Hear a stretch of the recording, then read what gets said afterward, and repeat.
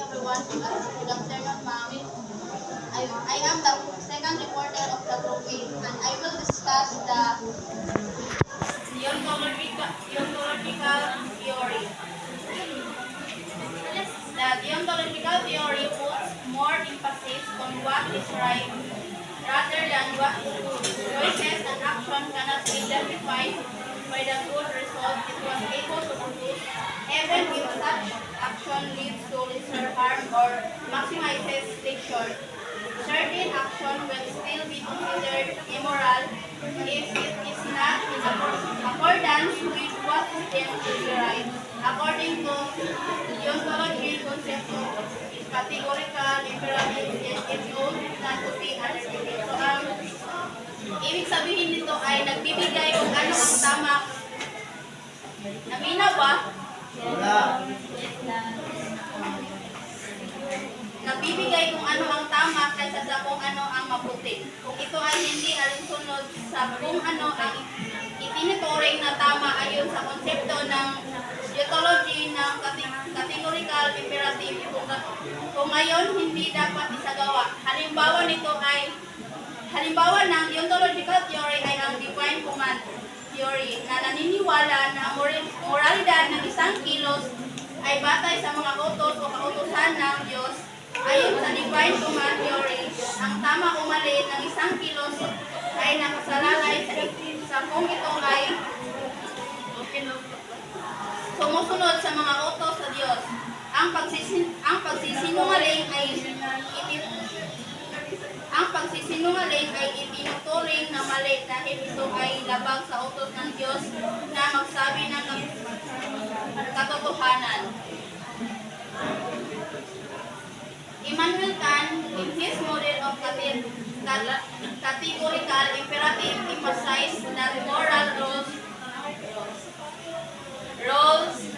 should hold no exception. An example would be lying. The idea about why lying is permissible is wrong because according to Kant, lying is lying and will always be wrong, despite the reason, situation, or result of the act.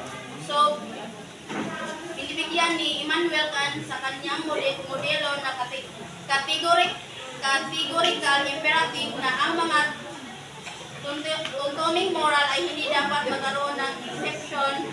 Ang isang halimbawa ay ang pagsisinungaling. Dahil ayon kay Kant, ang pagsisinungaling ay pagsisinungaling at palaging pagiging mali. Kailan ba naging tama ang mali? Diba, never? Except sa mga babae kay Christmas na tama. Mga sitter. Hindi mo sa ng babae, always alright. Consider this example. You and your friends. Always right. Pwede na kumukontinue. Dili pa. Consider this example. You and your friends are out on a camping trip when suddenly the mother of one of your friends call you and ask if you are with her daughter. It seemed like your friend lied about her whereabouts if were to adhere based on categorical imperatives. How would you respond? So, ano daw? Ikaw at ang iyong pag-ibigan ay nasa isang camping trip na biglang tumawag sa iyo ang ina ng isa sa iyong mga kaibigan at tinatanong kung kasama mo ang kanyang anak na babae. Parang nagsisinungaling ang kaibigan mo tungkol sa kanyang kinaroroonan.